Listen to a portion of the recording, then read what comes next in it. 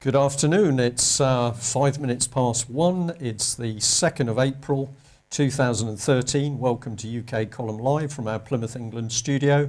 I'm your host this afternoon, Brian Gerrish. With me in the studio, Mike Robinson.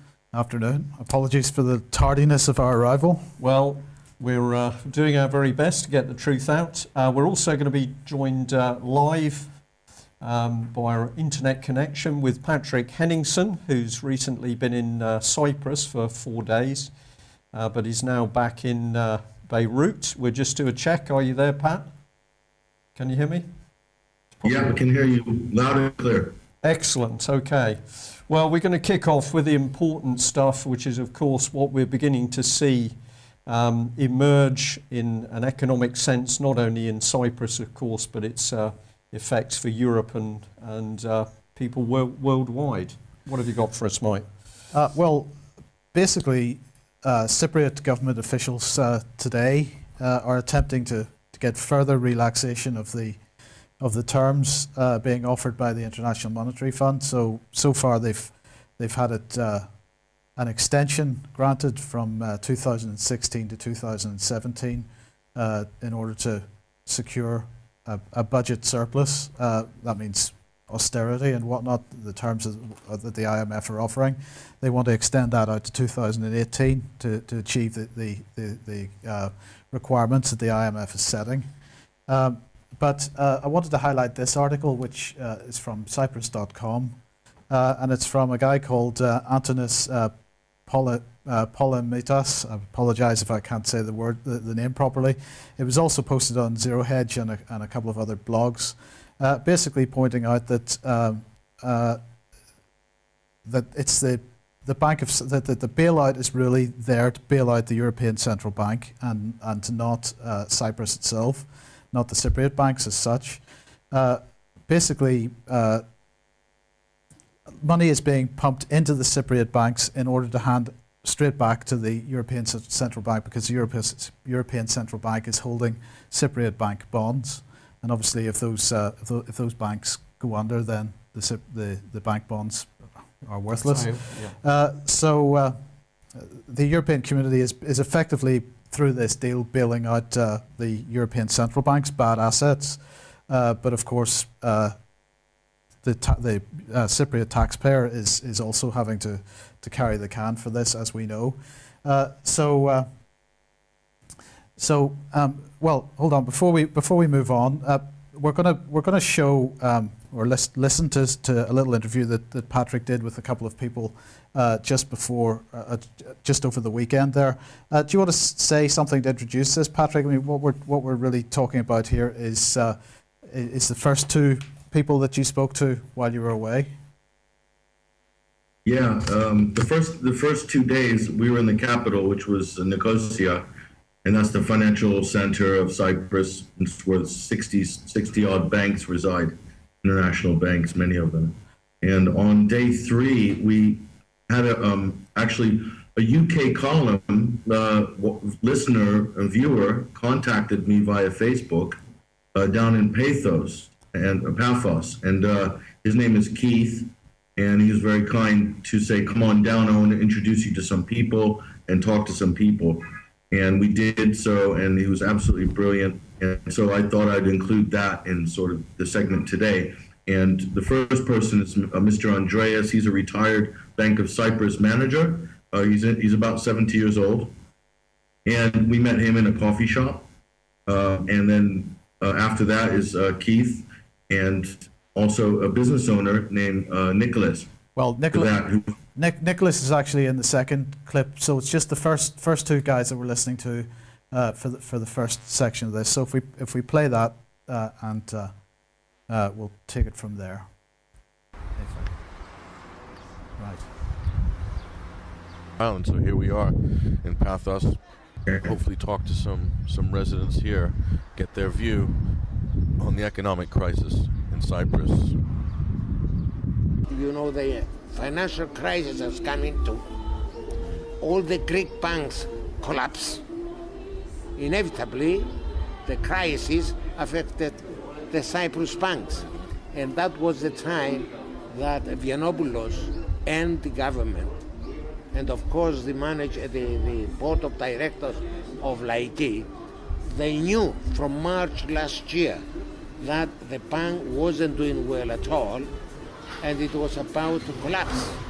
So they started borrowing money from the European National Bank. Why did they lend them money? When they knew they had bad credit. When they knew that the bank was not in good situation. On the other hand, if you, as an individual within a family, you are not doing well financially, and you are about to become bankrupt, is it fair for all your family to be bankrupt and all your generation? That's what they did.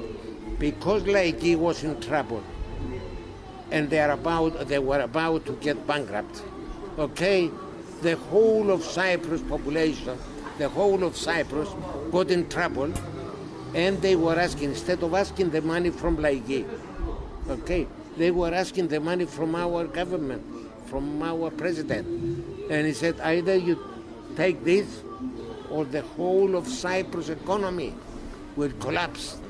So our president had no other alternative but to say, sorry, we accept to take money from all the depositors' accounts, 10%, 20%, 30%, in order to save the collapse of our economy. Yeah, but the census said if you don't do this, there'll be martial law. We'll issue martial law tomorrow. That's what they said in America as well, to threaten the house rent. Yeah, so if you don't do this, we'll declare martial law tomorrow. When our president, who died in 2008 from cancer, Papadopoulos, Cyprus had a surplus of €1 billion. Surplus. The communists took office. Within 5 years, we have come to the point, Cyprus to owe 17 billion euro, that amount which we know, maybe more than that. Where has it gone? You know, the thing is now is confidence is gone. I would have brought my money out here, no problem at all. Now, I'm a man. This was an unbelievably wealthy country, unbelievably wealthy people. Very, very, very high standard of living, employing tens of thousands of people from abroad to fill the gap in employment. Thousands of people from abroad. Overnight, decimated. Yeah, it's the euro. Yeah. Well, it was a combination of both. Obviously, the entry into Europe, into the EU itself, but also having the euro forced upon Cyprus. They had to take the euro. So what they did was they took a very valuable currency, which was the Cyprus pound, which was one of the strongest currencies in the world. They took the Cyprus pound and they swapped it for worthless euro notes. That's it. You know, and Overnight. yes, they're not just interested in the 5.8 billion that they're going to take from people's bank accounts. They want everything. They're going to take the water board, they're going to take the electric board, they're going to take all the natural assets, they're going to take the gold, the oil, they're going to take the gas. They're looking at the big picture, where we're looking at our small bank account losing 5 grand, 10 grand, £300, 300 euros, whatever. They're not interested in that. They want the lot. This is the theft of an island. It's not the theft of bank accounts. It's like Rob. So, Patrick, we finished off there just saying that they're going to take the entire island. It's not just a theft of individual bank accounts. Actually, over the weekend, the BBC was reporting that it could be up to 60% of people's savings that go. But what I really wanted to highlight here was the draft memorandum of understanding, which the Troika, the IMF, is putting to the Cypriot government. And they're talking about things such as freezing public sector pensions, increasing the statutory retirement age by 2 years. They're talking about reducing preferential treatment of specific groups of employees, for example, the army and the police force, with regard to pension plans. They're talking about increasing excise duties on oil products. They're talking about increasing the VAT rate. They're talking about increasing tax on tobacco products and on alcohol products. I mean, they're talking about alcohol duty going up 25%, and this is in a country that relies on the tourist industry for its main income outside of the banking industry itself. And they're talking about increasing corporate income tax. So they're really attempting to decimate the small businesses here, it seems. So I thought that final comment by your interviewee was quite astute. And of course, this is only the start. Are you still there, Pat? Yeah. So you know, have you got? I mean, How do you see it? how do you see it? I see. The hardest thing to judge when we were there was that if there was going to be a bank run or not on Thursday or Friday, and of course there was no bank run, and then one of the main reasons why there was no bank run was because there were strict capital controls in place. So if people talk about a bank run and the possibilities of a bank run, well, this is how you look at Cyprus, and you'll learn a lot of how it's going to happen if it happens in your own country. As soon as they put capital controls in, everyone knows they can only get 300 euros. So that sort of dampens the bank run. But the knock-on effects are tremendous. I mean, you have to look at everything like a chain reaction. And we saw that there's a lot of things that are just going to be hit in the next days, weeks, months. For instance, just simple things like deliveries, ability for businesses to pay wages, ability for businesses to accept credit cards. You have a large expat community, British community. They're not getting their pensions deposited, and the English bank won't send Cyprus any money.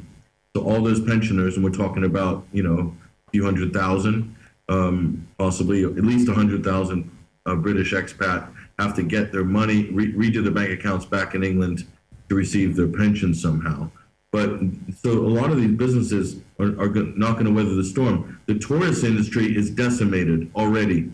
Basically, a lot of the tourism hotels and those sort of people, they have package holidays, and they get those booked by travel agents. So there's money paid up front. And now, because a lot of the banks are closed, they're not able to transfer money in there, or the traders in Cyprus can't pay their upfront deposit to get all the tourist trade. So they're screwed already, right from the get-go. Yep. So people are just going to go somewhere else, and there's a major danger of inflation right now in Cyprus, and there's also the forced inflation that you're talking about with the absolutely punitive IMF restrictions. This is what they do to Africa. I studied this when I was a freshman in university in 1988. One of the first books I read was about how the IMF can dictate the rules of the economies of the countries to which it loans money. And that's a lesson I knew 30 years ago. And now it's being done in Europe on a regular basis. It's designed to kill the economy, to shrink it, to kill it, and allow people from outside to come and buy things up very inexpensively and redevelop large portions of the property sector, for instance, and so forth. There's other things involved as well, but we'll get into that later. Yeah, and I mean, one of the major effects of this, of course, for the banking sector Europe-wide has been that various types of investment fund have been making lots of money on Cypriot bonds. So, for example, hedge funds had bought up Cypriot bonds at 70 to 75 cents on the euro 6 months ago. In a few weeks' time, those bonds, the 2013 bonds, will mature, and they'll get because the money for this bailout has at least partially been stolen from people's bank accounts.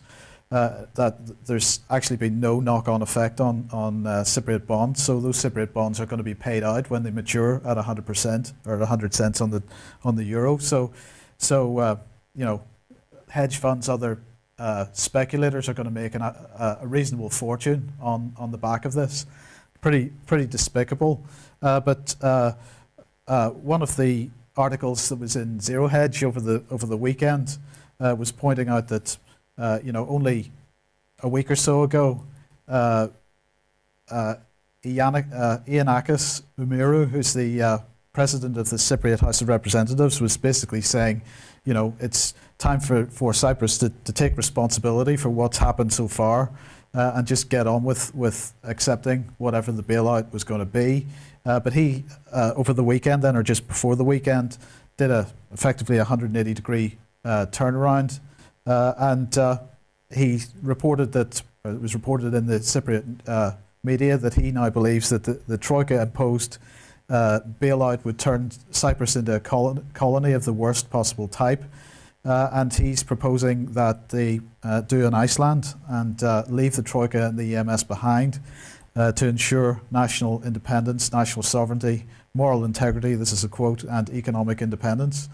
So I mean, the graph that that Zero Hedge is pointing out here, which I believe came from Morgan Stanley, is setting Greek unemployment off against Iceland's unemployment. Iceland's doing very well at the moment, thank you very much, with only a 5.5% unemployment rate. Greece, as we know, its unemployment rate is going through the roof, particularly among the young. And I suppose people locally in Cyprus must be feeling that is the Greek situation is what's on the cards for them over the next number of months and potentially years if this deal is done.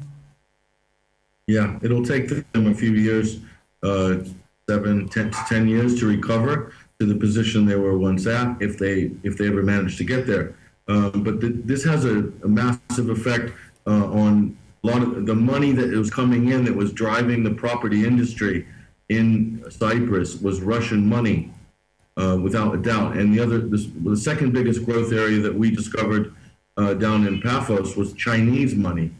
Okay, now we already heard reports that some Chinese businessmen were stung badly as a result of the closure of Laiki Bank.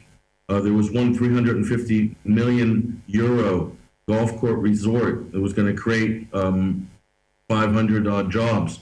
That basically was due to be transferred on the first day of the bank holiday, and no one was answering the phone at Laiki Bank when China was ready to transfer the money. Didn't come.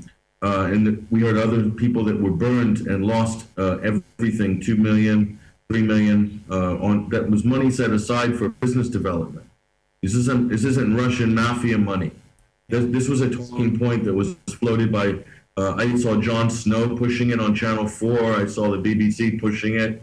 Everyone's pushing this dodgy Russian money laundering talking point as a smokescreen for what looks like, to me, one of the biggest thefts that we've witnessed in modern times. So there's a lot of myths and things surrounding this, how Cyprus got into this.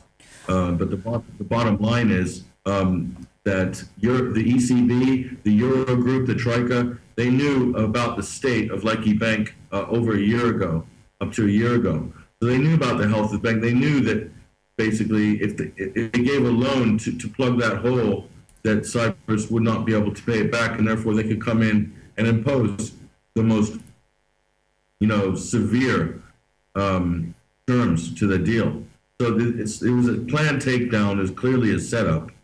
But the effects it's had on people, I met one guy, owned a bar for 30 years, has never been late on his rent, now can't afford his rent, he's got 2 daughters at university, he's saved everything his whole life, and he's lost quite a bit of it. He can't access it right now. There's other problems. It's not just the haircut. There's banks that will not let you access funds for 45 days in certain accounts. There's lots of things that aren't being reported in the news. It's a complete disaster. It's incredible. Yeah, Patrick, I think I've asked you this before, but I'll ask it again. You've now talked to some more people in Cyprus. are any of the ordinary people aware of what has happened in Iceland and how the Icelandic people have actually sorted this mess out? Yes, they are, but the other thing is, a lot of people felt that they're just too deep into the euro. Just in order to float a new currency, to mint it, print it, you're looking at billions already right there. This is money they don't have. The other problem is the key strategic aspects of the island of Cyprus. It sits on 3 continents: Asia, Africa, and Europe. This is a major strategic beachhead for the military-industrial complex. We have British bases there, American bases there. There's other Turkish military occupation, arguably on the northern part of the island. So the reason Cyprus got into the EU to begin with, one of the chief reasons was they said it was going to solve the Turkish problem. And of course, that was a lie back when that was used as a selling point. The Turkish problem hasn't been solved, and that was a coup and an invasion that was directed by Henry Kissinger in 1974. The Americans told Turkey to do that, and they did it. Now, if Cyprus were to go off the reservation and do an Iceland, a lot of Cypriots believe that the United States will then use Turkey to sort of poke them from across the border and create another international incident. So there's a geopolitical aspect to Cyprus that means it's not completely independent a la Iceland.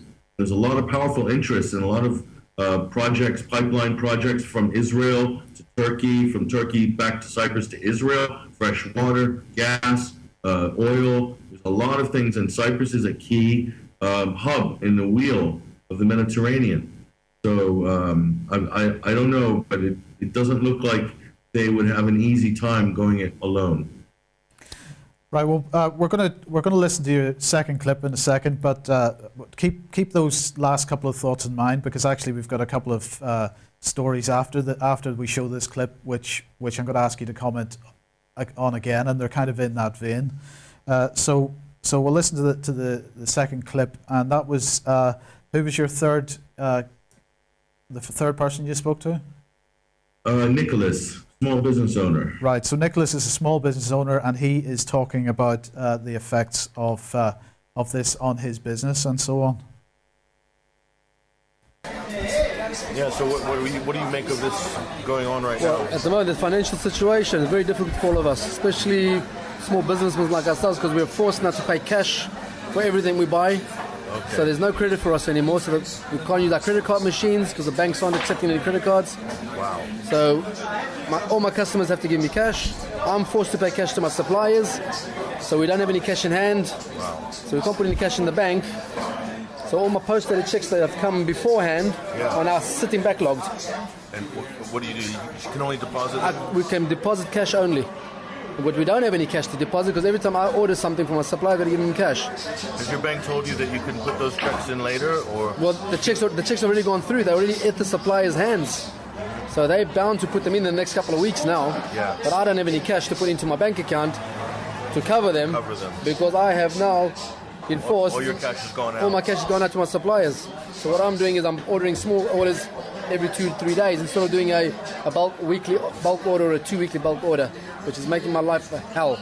It's making it difficult for my customers. My locals are forced to pay cash over the counter. They can't run little tabs anymore.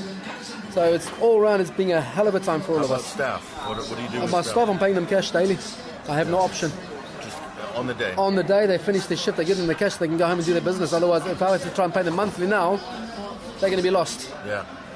So basically what I'm doing now, I'm falling behind on all my bills. Yeah, it's a backlog. It's a backlog of everything, at home as well as in the business. So at the moment we're all struggling. It's a bit of a tough one. Hopefully they sort their nonsense out, because if they don't, I can't see getting any better for another year or two. Have you gotten any indication from your...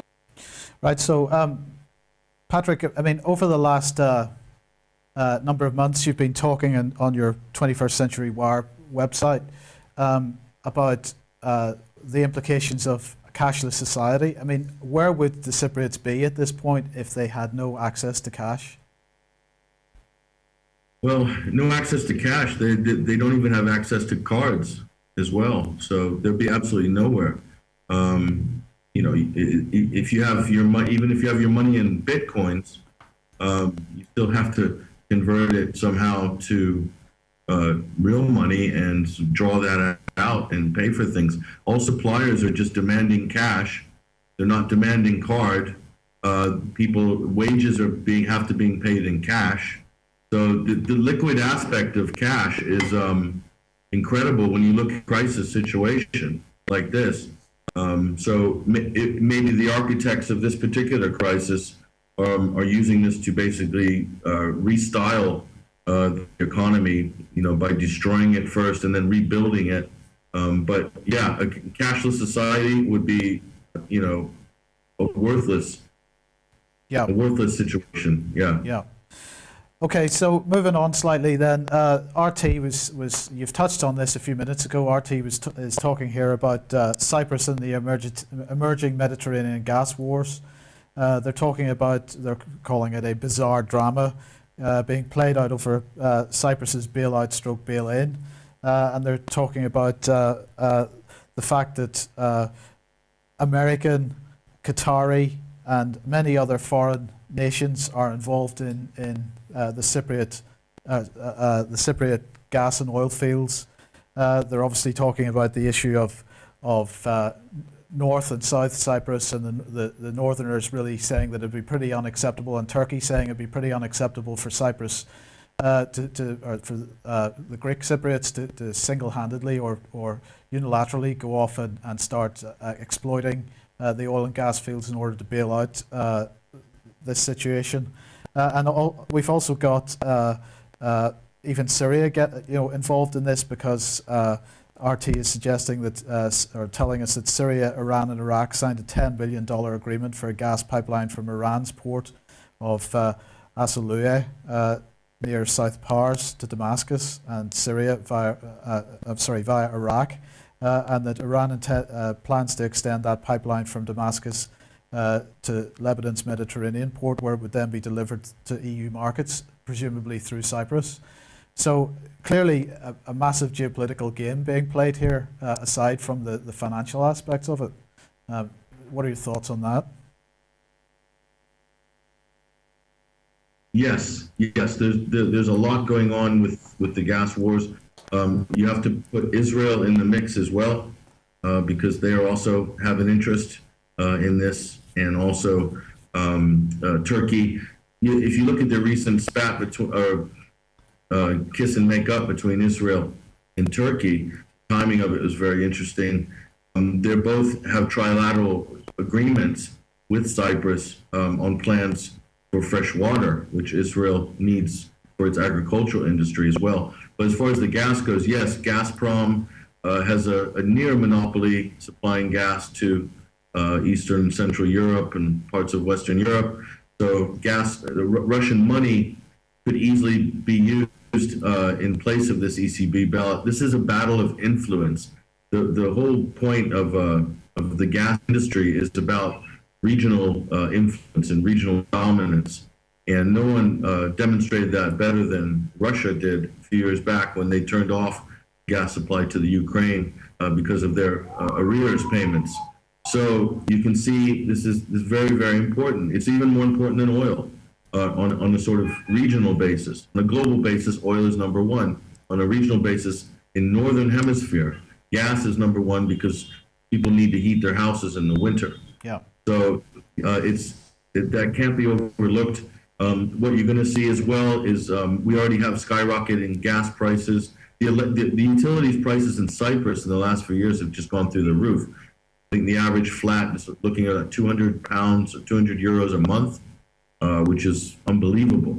They don't have any heating costs in Cyprus because we found out the majority of the buildings and homes in Cyprus have solar water heaters on top of each building, which I didn't know about before. But certainly for the supply in Europe, but that's, the developing the gas fields is going to be expensive and it's going to take a long time. By the time they get that up and running, the economy in that country will be wiped out. The only thing that they can do is the European banks can parlay future profits, in exchange for against these loans. That's the only chance Cyprus really has to get out of this mess quickly. But I don't think the European banks are going to stop with any particular resource or utility. It's a wholesale takeout of the island. Yeah. The EU has got its hands in Cyprus for a long time, doing things like roadworks projects that are taking like 5 times longer to complete than normal, that cut off all the strip in Larnaca from the beach. So they're starving out all the businesses in the old town to get all the old family owners and title deed people out, put them out of business, force them to sell, and then redevelop everything. And that's been lobbied for in Brussels, which is a very corrupt lobbying culture in Brussels that's predatory, designed to sort of put some of the old mom and pop landowners out, force them to sell. A lot of land in Cyprus will be forced to sell. It will be redeveloped. I believe that one of the things that they want to do is build a European outpost for the Gulf state people, for the people of Saudi Arabia and Dubai, perhaps. Well, I'm talking 10 or 20 years down the road. But that's the long-range plan, is to come in, wipe out the old economy and replace it with something different. And casinos as well. And you know, the Gulf people are the biggest patrons of casinos in Europe, the biggest spenders. So they're already talking about casinos as a remedy for this problem. And I see it as a completely wiping out Cypriot culture, ruining the economy, changing it, reforming it, making it more expensive, turning it into maybe a sort of different version of Dubai or something like that. I'm not sure what they have in mind. Well, a moment ago you mentioned Kissinger and the 1974 war, and this article, and I wanted to highlight a section out of this article in the FT, which is saying Northern Cyprus watches neighbours anguish. And the section that I wanted to point out was somewhere in the middle of the article, where it says this year marks the 50th anniversary of the Cypriot dispute, which began in 1963, and the 45th year of fruitless negotiations between Greek and Turkish sides.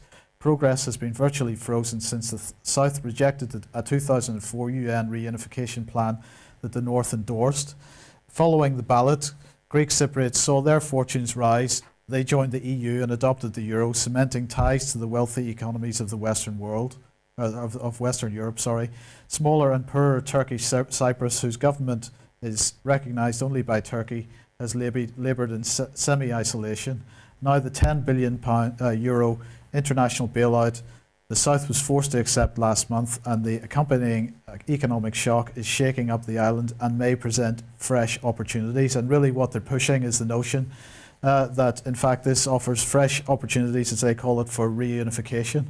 And I mean, is this something that Cypriots are even considering, at least the people that you were speaking to? Most people don't expect it to change because they've been promised so many times that, you know, the communist president that resigned at the end of February, Demetrius Christopoulos, basically he came in with a 1.5 billion surplus and left in the 17 billion in debt. Now, he ran on that populist idea of reunifying Cyprus. You know, Cyprus, there's no reason why the Turkish have occupied it other than they were pushed to do it by the United States to basically set Cyprus up for what we see in the last sort of 20 years. Now, and also for the military to keep an arc of tension in the region. Turkish Cypriots and Greek Cypriots have always lived together. Friends, eat each other's houses. It shouldn't be two separate countries. And most people agree they don't have any natural problems with each other. This was something that was imposed and engineered by the outside powers. You know, Britain, we found out, had never paid for the rent on its bases there from the 50s. And as soon as they were asked to negotiate to actually stump up a massive payment, all of a sudden, that was around the same time as the 1974 Turkish invasion as well, but you still have British bases there. So it's very corrupt situation on many fronts. You know, Cyprus also had a layer of corruption there that the EU just put another layer of different corruption on top of an old layer of corruption. Yeah. And that's one of the reasons why this happened as well. Okay, I wanted to sort of move on to the implications of this for the rest of Europe, and obviously there's been a lot of discussion in the last week about whether this actually sets precedent for other European countries, this is Frankfurter Allgemeine, which is one of the main financial newspapers in Germany. Excuse me. And they're absolutely pushing the idea that it is feasible that what has happened in Cyprus could happen elsewhere.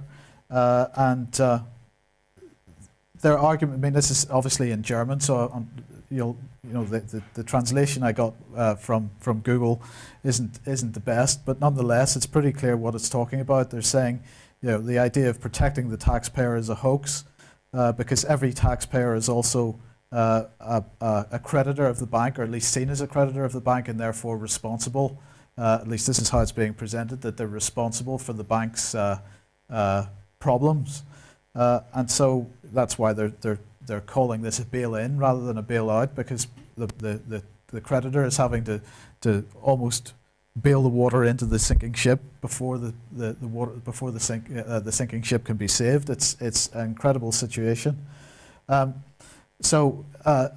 recommend people read that article, or at least use whatever translation tools that they need to have a read at that. You can get a sense of it. They're absolutely pushing the idea that this will be rolled out right across Europe, and probably one of the points that they make in this article actually is that they're absolutely upfront that Cyprus was a test, and that they used Cyprus because it has a relatively passive population and a small population relative to other countries. So I just find the arrogance of that kind of staggering. But we wait and see whether this actually goes beyond Cyprus or not. But the implication from this article is that even Germany could be a target of this kind of thing. You have any thoughts on that, or did the Cypriot people express any thoughts about how this might spread out into the rest of Europe? Because, do they even recognise that this is a Europe-wide problem? Cyprus is only a country of 800,000 people, and if you compare that, that's smaller than some of the major cities in Britain or France or Germany. So it is small. They are a slightly, I wouldn't call them a passive population. I learned a lot about the nature of the Cypriot mentality when I was there. They're more, I would say, patient. In the words of one gentleman, he said, "We've been occupied for 3,000 years. So, we take these things in stride. We've always been here and will continue to be here." But they don't really see it. They don't even see themselves as part of Europe. The only thing that makes them European is the fact that a lot of people speak Greek, and Greeks in Europe, and the euro, the currency. Other than that, they're in the Middle East, where Cyprus is. Yeah. So it's a key strategic beachhead. There's a big listing post, United States and British listing posts on the island, and in the Cold War, Cyprus was so pivotal because Russia would love to establish a port on Cyprus as well, and they've tried actually in the last few years and not had any luck. A lot of Cyprus people believe that, it could be a test. They do see themselves as a soft target, not because they're laid back, but more because of the size of the country and the fact that they're an island country. So, if you lose your business or your house or your job or your life in Cyprus, you can't just get in your car and go drive to Texas or Florida for more opportunity. You're stuck on that island. Your options are limited. And that's my heart really sunk when I was speaking to some of these people that pay their rent on time, pay their taxes, pay all their bills. Hardworking, industrious, entrepreneurial people that are very amazing hospitality. I've never experienced the level of hospitality in Europe that I did in Cyprus. Yeah. They clearly did not deserve this. It's a crime on huge proportions. But if any Europeans, people in the UK or Ireland or Spain or Germany or America for that matter, they think that this would never happen in their countries, I would say reconsider that thought. And really, you should be preparing for this kind of a move. because they basically the bankers put all their cards on the table. They said, right, here we go. We're going to just take your money. Yeah. And the haircut's going to be, for some people, it's 100% haircut, by the way. They're offering 37.5% bank shares for the remaining deposit. Well, are those bank shares actually worth anything? Yeah. Will they be worth anything? After some inflationary hike and forced inflation through taxes, creating another knock-on inflation, you're going to be robbed of your spending power anyway. Yeah. This is the same thing as a haircut. Yeah, Patrick, we're going to thank you very much for that excellent report. And I'll just finish on the note that if anybody's wondering why we're spending this time on the economic situation in Cyprus, it's quite obvious to us. This is a test run, and exactly the same thing can be brought into UK at the drop of a hat. A gentleman stopped me in a car park this morning and he said, Brian, they're taking people's money and business is collapsing in Cyprus. And I said, I know. And he said, but they're taking people's businesses. And I said, I know. And it's going to happen here in UK. And at that point, he went very, very quiet. And this is the key point for UK Column Live. We just want to get over to people in UK. What's being enacted in Cyprus is sitting, waiting in the wings for UK. Don't ever think that because we're a much, much bigger country that it can't happen here. These are international criminal banking cartels, and they are absolutely planning to do it not only to UK, but the rest of Europe. So we'll leave you there. Thanks very much for that excellent report. Well, we're gonna move on, but Patrick, of course, is welcome to jump in at any moment. Right. So, other financial news. Then, obviously, today is the end of the Financial Services Authority and the beginning of the new Twin Peaks, as the FT is calling it. That's the Financial Conduct Authority and the Prudential Regulation Authority. And of course, as we know, the Financial Services Authority has been in charge over the last period of time as the banking system has collapsed. So they've effectively ushered that in, and perhaps as a reward for that, Lord Turner, who's been heading up the Financial Services Authority, is now heading off to New York. Seems like everybody's running off to New York at the moment. Yeah, joining David Miliband. Yeah, and he is he's actually joining somebody even worse than David Miliband potentially, and that's George Soros. So he's off to. This was reported by the Sunday Telegraph over the weekend. He's off to the Institute for New Economic Thinking. Right, that's encouraging. Yes. Now, of course, we know who Soros was. He's the man that everybody says broke the Bank of England because he was taking short positions on the pound during the time of the exchange rate mechanism, and the pound had to be bailed out at that time. But to go back even further in Soros' history, he's not a very nice individual. He's quite happily reported in his own books, his own autobiography, that he enjoyed taking people's property. Well, the best time of his life was working for the Nazis in Hungary, taking the property off his fellow Jewish community and handing it over, and also delivering messages from the Nazis back to the Jewish community. Incredible. And of course, we should also highlight that this is the man at the moment behind the billions of pounds being pumped into the so-called third sector, whether it's in Britain or the United States. If you ever wondered where all of these quasi-charities and non-government organisations are getting their money from, if you track back through the system, you'll come back to George Soros and his so-called philanthropy funds. So this is where the change in society is being driven from. Well, we're going to come from overseas now, straight on to Scotland. This is an article from the Police Oracle, which came out over the weekend, and they're pointing out that from April the 1st, Scotland is only going to have one police force, Police Scotland. So there is a merging of police forces north of the border, and it's going to bring together 17,500 policemen. And the real danger of this is this massive single force is going to be under the control of the Chief Constable Stephen House and Justice Secretary Kenny McCaskill. So these gentlemen are going to be controlling the whole of 17,500 officers plus 6,700 civilian staff and an annual budget of 1.2 billion. And of course, what many people are now pointing to is that not only is this a police state, but if you have a complaint against the way that Scotland is being policed, who are you going to go to? Because it's now become a closed shop. I'll just highlight here that the Scottish Express has also picked up on this, and their headline, of course, says it all. From midnight, Scotland will become a police state.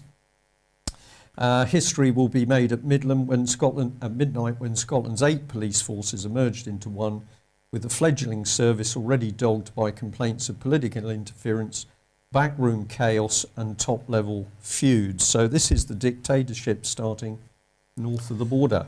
So just to understand, at the moment in England and Wales, if you have a problem with one police force doing something which might be illegal, you can ask another police force to investigate the first. Well, that's normally the way the system works. But in Scotland now, they don't have anybody left to investigate. No, well, of course, if you're running a dictatorship, you don't want to have an independent investigating body. So Scotland solved the problem by bringing the whole thing under one.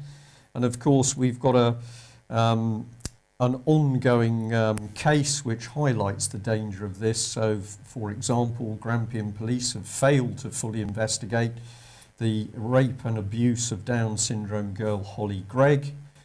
They refuse to cooperate with Operation U-Tree south of the border, but if you're going to complain about it, the complaint goes straight back into the police system that originally refused to investigate. So very, very dangerous situation. And of course, Alex Salmond, desperate to bring the Scottish people under the full control of the European superstate. We get a bit more of the dangerous picture building up in UK. So the Express here is saying that the Tories are getting upset that the Lib Dems and Labour have been being less than helpful when it comes to getting rid of Abu Qatada from UK. This is what the Justice Secretary has been saying. He called on leader Ed Miliband to help end the madness of letting this man stay. Mr Grayling said the Tories' attempt to change the human rights laws preventing Qatada from being deported to Jordan are constantly thwarted by their Lib Dem coalition partners. And he said the system had gone badly wrong in preventing the deportation of a man who so obviously despises what we stand for. He called on Labour to support radical reform of human rights laws, adding, "We've given up far too much of our own sovereignty. We've given up too many of our democratic rights. We need to reverse the changes." Now, to us here in the studio, this is typical of the lies coming out of British politicians at the moment, because what he's really doing is using this case as further momentum to strip away human rights from British people. And even The Guardian, which is known for its closeness to the British government, is warning here. And the article by Sarah Vine is saying our justice system is being turned into profit and growth PLC. She says that under Chris Grayling's plans, lawyers will become unit shifters employed by large corporations. This is the meat of it. In Chris Grayling, we have a Lord Chancellor so uniquely unqualified for his position that even the great legal also ran Jack Straw glitters by comparison. But neither naivety nor cheery optimism accounts for his plan to put the work of the entire independent criminal bar and most criminal solicitors into the hands of companies whose experience of conducting criminal cases rivals his own. Nil. Grayling sees in the legal aid budget, which is slashed again today, the opportunity to divert public funds into the hands of giant party donor-sized corporations, thereby reducing the quality of service provided by the criminal justice system to the point of meaninglessness. And if we just look at the last bit, she goes on to say, being accused of a crime, you'll need someone to represent you. Why not go to the Co-op? Too provincial and northern? How about somebody a little more international like G4S? And of course, who did we see on the streets of Cyprus standing outside the banks to keep people under control but G4S? This is a police state now emerging from the single party cabal running Britain. We've got a further indication of this, obviously with the demise of the NHS. This is an incredible article by The Independent where the government's patient star is telling nurses to talk less and care more. So we've witnessed the death of thousands of people within really what can be described as criminal activity within the NHS. Is there a finger pointed at the head of the NHS, Sir David Nicholson? Well, by many people, but of course he's being protected by David Cameron personally. But the blame's got to go on the nurses. So nurses should be encouraged to spend less time talking and more time caring for patients by removing out of the way nursing stations. So this is the lady causing the trouble, Anne Clwyd, MP, and she came into the public mind because her husband died under unfortunate circumstances in the NHS. But her solution to the criminal neglect, malfeasance in public office, if not murder, is that we're going to blame it on the position of nurses' desks on the wards. And of course the man fully behind it here, David Cameron. And we just make sure that we're pointing a finger in the right place. Some of the patients' protest groups are saying of Sir David Nicholson, the man with no shame. But of course, this is the man really with no shame, the man who absolutely knows what he's doing to the NHS. With that smirk on his face. With the smirk on his face while he betrays Britain. And of course, our youngsters are under attack, and the Telegraph here has got a major article which is talking about the number of children being excluded from school for sexual bullying. And they are now finally starting to ask the questions about where the over-sexualisation of our young children is coming from. I believe we can actually point a finger back at Mr. Soros, who's funding many of the organisations promoting extreme and sordid sexual behaviour amongst our children. Of course, the government, and Mr. Cameron in particular, has put in another one of his gurus. This is Claire Perry. She's supposedly been a campaigner on these issues. But I think she's also working as a secretary for the Ministry of Defence as well. So presumably this lady knows everything. We'll watch this with interest. And we're going to end on the tragic subject of Afghanistan, where The Independent here is reporting a somewhat optimistic headline saying that military equipment is going to be airlifted back to Britain as the crisis winds down. It's a theme picked up also by the Mirror. But the fact of the matter is, when we dig into the article, we learn this. Basically, ammunition is going to be sold off for scrap with a high brass and steel content, meaning decommissioned rounds can be sold for £2,000 a tonne. I'm not quite sure what decommissioned means, whether they're talking about the cartridges after it's been fired off. But Lieutenant Charles Ashington Pickett explained, we don't want to leave this ACTO material attractive to criminals and terrorist organisations. This ranges from weapons and ammunitions to radio cameras and batteries. However, as much as £1 billion worth of British military equipment, like furniture and Land Rovers, will be left behind as military chiefs consider them not worth bringing back. Well, we just highlight that £1 billion worth of equipment is going to be left. Meanwhile, we've got this lying government trying to tell us that there's some sort of financial crisis on. What's the real issue? Well, we're bringing it in here. Even the BBC has now been properly flagging up the number of deaths, and they've got a special website page showing not only photographs but giving details of all 441 British military personnel who've died since the Afghanistan situation began in 2001. If we look from the American side, we're dealing with a massive 2,175 US service people killed. And of course, the thing that nobody wants to talk about is the number of Afghani civilians. Wikipedia has got a great deal of data. If you don't want to go there, you might like to have a look at Costs of War site. This is highlighting and agreeing with Wikipedia statistics, which is showing that somewhere between 16,000 and 19,000 civilians have been killed over the time that the war has continued. And of course, what was the strategy? Well, the strategy here was that Britain's own security is at risk if we again allow Afghanistan to become a safe haven for terrorists. The aim of the international community is to prevent Afghanistan being a terrorist sanctuary again. So we are now pulling out. We're leaving £1 billion worth of equipment for who knows who. And this is a very interesting report from India, which is pointing out that the Russians are already lining up to bring in defence experts to maintain the military equipment being left. Patrick, have you any comments on that, if you were able to follow us? Well, this looks eerily similar to the latter days of the Vietnam War, where the Americans pulled out of Vietnam, and as soon as they pulled out, the Viet Cong moved in.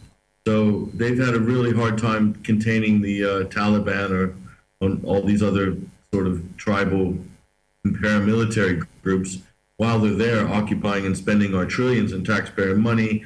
What makes them think that they're just not going to move in where they were before? And also, it's done a lot to build up anti-Western sentiment in that region with all the drone strikes that the U.S. is conducting along the Afghan and Pakistani corridor. So another failed policy. All they've done is set up for a future conflict, and that's my opinion. They've just set up for another future conflict, keeping the war cycle going again and again into the next generation. That's what I see. Yeah, I totally agree with that. As an ex-military person, I've not yet seen or read any comprehensive evidence of this terrorist group who live out in the wilds in Afghanistan. But of course, you're absolutely right. It's used to keep many, many millions of people under fear of war or terrorist attack. And while we're looking in that direction, of course, our own politicians can loot the country. For those of a weak disposition, I suggest you look away from your screens now, but we thought we'd end on this cheerful subject. This is a picture of Angela Merkel, which the Telegraph has picked up on, and it says that she's been paying her former butler a surprise visit. So she's been on holiday on the island of Ischia, somewhere off the Italian coast, and I simply wanted to point out with viewers here that, of course, she certainly hasn't taken herself to Cyprus. I wonder why, but I'm very sorry we've had to put that photograph up. Okay, well, think we've given viewers their money worth today. Of course, the economic attack on Britain and people in Europe and indeed the USA is the key feature we should all be concerned about. It could be stopped tomorrow, in Britain at least, by reissuing the Bradbury pound and cutting the usury of the international bankers out the system. We will continue fighting for that, and we hope that you will also be speaking out and telling a friend or 100. So thanks very much for joining us. We're going to enjoy the rest of the sunny afternoon here in Plymouth, and we'll be back with you tomorrow at the same time. Thanks very much.